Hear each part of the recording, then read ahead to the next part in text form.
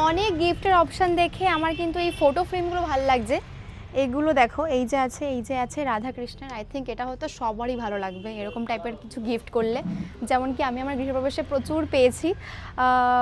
সেগুলো খুব আমার পছন্দ হয়েছে, আমি এগুলো রেখে দিয়েছি, পুরো ঘরে লাগাবো। এখনও হয়তো সেট করা হয়নি, তো ভাবলাম এরকম থেকে ভালো গিফট আর হয় না। তো এখানে একটা রয়েছে সুন্দর, সো সেম জিনিসই কিন্তু এখানে ফ্রেমে রয়েছে। তো এই দেখো, এখানে একটা সুন্দর রয়েছে রাধাকৃষ্ণ, আর ওখানেও একটা সুন্দর রয়েছে।